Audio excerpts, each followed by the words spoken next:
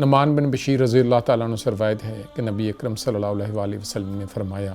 اس شخص کی مثال جو اللہ کی حدود میں کوتاہی کرنے والا اور جو اللہ کی حدود میں ملوث ہونے والا ہے، اس قوم کی مثال کی طرح ہے جنہوں نے کشتی سواری کے لیے لی۔ کچھ لوگ اس کی پہلی منزل پر ٹھہرے اور کچھ لوگ اس کی نیچے والی منزل پہ ٹھہرے۔ جو لوگ نیچے والی منزل پہ ٹھہرے وہ پانی لانے کے لیے اوپر والی منزلوں کے لوگوں کے درمیان سے گزرتے، ان کو تکلیف ہوتی تو نچلی منزل والوں میں سے ایک شخص کلہاڑی پکڑتا ہے اور کشتی کے نچلے حصے میں سوراخ کرنا شروع کر دیتا ہے۔ اوپر والی منزل کے لوگ نیچے جاتے ہیں اور پوچھتے ہیں کہ تو ایسا کیوں کر رہا ہے؟ وہ کہتا ہے کہ تم تکلیف محسوس کر رہے ہو اور ہمارے لیے پانی کے سوا اور کوئی چارہ نہیں۔ تو اگر وہ اس کے ہاتھ پکڑتے ہیں اسے بھی بچا لیں گے اور اپنی جانیں بھی بچا لیں گے، اگر اس کے حال پہ چھوڑ دیتے ہیں تو اسے بھی ہلاکت میں ڈالیں گے اور اپنی جانیں بھی ہلاکت میں ڈال لیں گے۔ انسانوں کی معاشرتی زندگی میں یہ بہت جامع حدیث ہے جو نبی اکرم صلی اللہ علیہ وآلہ وسلم نے بیان فرمائی۔ معاشرہ ایک اکائی کی حیثیت سے بگڑتا ہے اور ایک اکائی کی حیثیت سے سنورتا ہے۔ اگر کوئی شخص یہ طرز عمل اختیار کر لے